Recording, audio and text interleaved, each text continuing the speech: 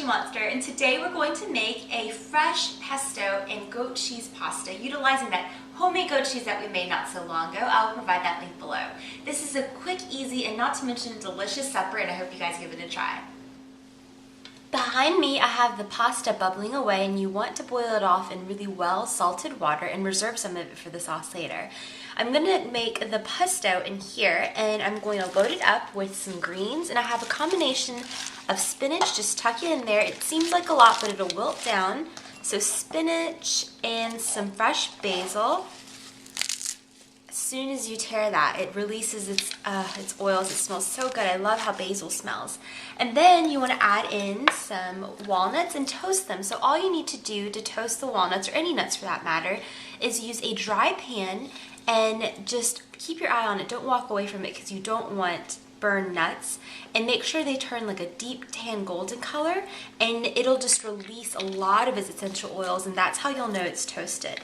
And then to that I also want to add in some garlic and grate in some Parmesan cheese.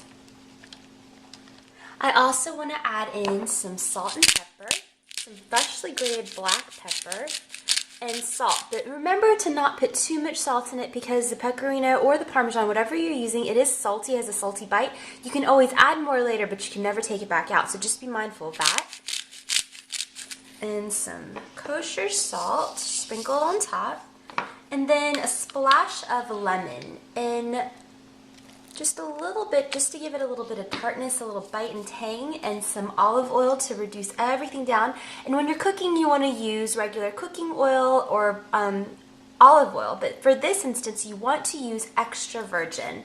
And then just blitz the whole thing together. See how it turned out, and occasionally you want to just scrape it with the spoon just to make sure you get it all off the bottoms and the sides. And look at that lush, vibrant green color. It smells really fresh, and you can see it's the different chunks in there blended together to make such a beautiful, beautiful pesto.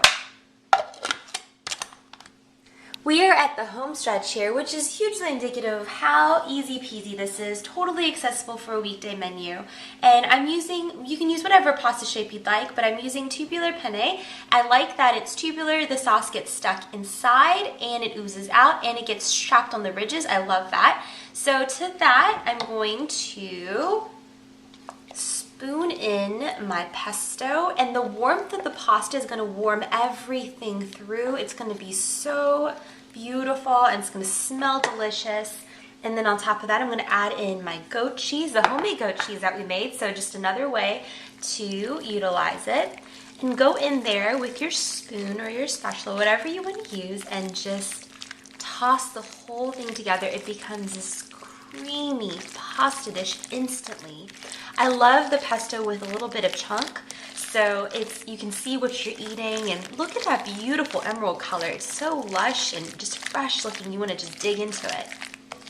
There's plenty of cheese on cheese action between the goat cheese and the parm or the pecorino, but to add another third dimension of creaminess to the pasta, and just to thin it out just a little bit because it will get kind of thick and creamy. If you want the consistency to be a little bit less thick, you can drizzle in just a little bit of that pasta water that I told you to reserve after you cooked your pasta. That's a simple trick to utilize whenever you're making any type of pasta dish. And look at that, instantly thins it out, adds another dimension of creaminess and flavor. I hope I showed you guys how easy and accessible this is for even just a weekday dinner. I'm gonna go in for a bite to see how it tastes.